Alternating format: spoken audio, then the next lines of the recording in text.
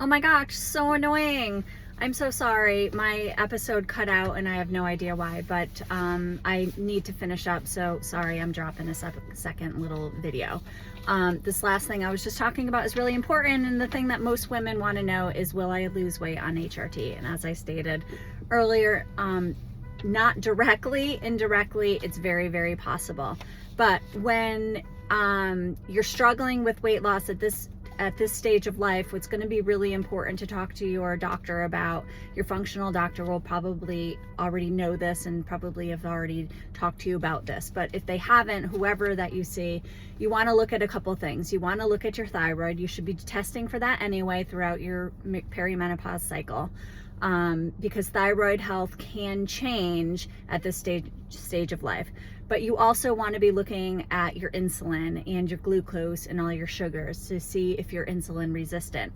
A lot more women are insulin resistant, and men actually, so you should talk to your men about this too, are more insulin resistant than you know. You don't realize it. Except that the weight has been creeping on and you have no idea why. So there are specific panels that your doctor can run for labs, blood work, to be able to test your metabolic health. And that's why we're gaining weight. Our metabolic health, our metabolism is slowing down, the weight is staying on. In addition to poor lifestyle and poor choices that happen because we're just so exhausted or we don't feel well. In addition to not getting enough sleep.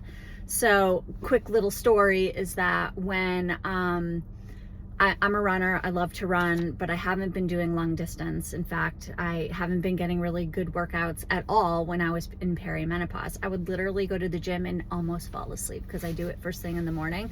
One time I did fall asleep for like 5 seconds and I got up off the mat and I was like, I have got to get myself on hormones. And that's exactly what I did.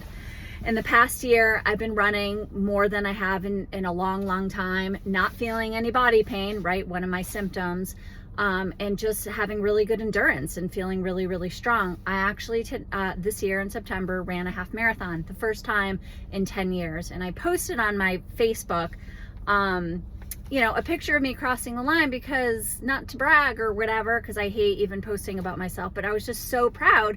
And I totally contribute that success to being on HRT. I have the endurance, I'm not tired, I have the strength, my body isn't killing me, and my inflammation markers are low down. So I had an injury 10 years ago, ruptured my Achilles. It's always been swollen, especially when I run, especially in the summer. But on HRT,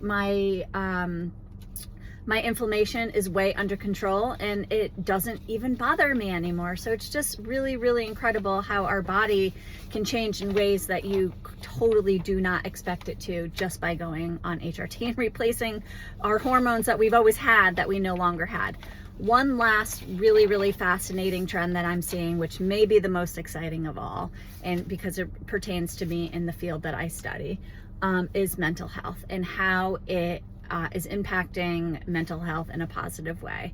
I have so many clients, and this cannot be coincidental. This has to be real. I have so many clients that have gone off of their psychotropic meds, off of their anxiety and depression medication, and or their trazodone, what they've been prescribed for sleep, when they go on HRT. So it's very possible that our body is in this stress response during our perimenopause because it feels so bad, and the anxiety and the depression really is about hormones and most definitely the sleep. So it's so great to see. I've been doing this almost 30 years, and generally when somebody walks in the door, it takes a long time to see progress. Depression, anxiety, a relationship issue, stress, whatever, it takes a lot of appointments and sessions for them to finally come through the door and say, I'm having some relief. I feel so much better.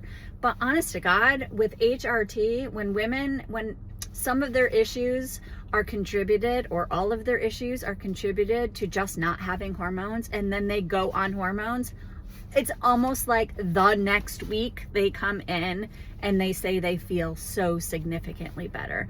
So that's huge to see women being able to come off their medication. They're so happy because that also ties into weight gain a lot of the times. The SSRIs are known to lead to weight gain. So that does help with the weight loss as well, and, you know, overall general well-being and confidence and happiness. So I love that trend because I love to see people doing better and being happy and being healthier.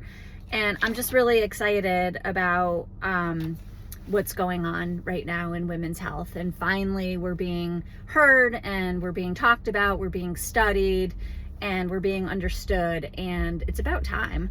I'm so proud of our Generation X's that we're just not letting this go, and we're spreading the word. So please send this podcast or this episode, these episodes, all of my episodes, and because this is why I do it, is to spread information and to help people, and in this case, women.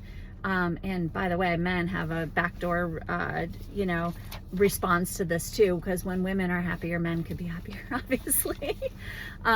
So I just love to see people feeling better and being healthier. So thanks so much. Please subscribe to my YouTube channel if you haven't already, to support me and to help me reach my goal. And if you are in Connecticut or Eastern Rhode Island, and you need a doctor, I do know somebody who has left her practice with Hartford Healthcare. She was a primary care doctor who's now private and doing just this, working with women in peri and menopause. So if you need information, please contact me if you need that provider, and I'll be happy to send her name along. Have a great day. Thanks.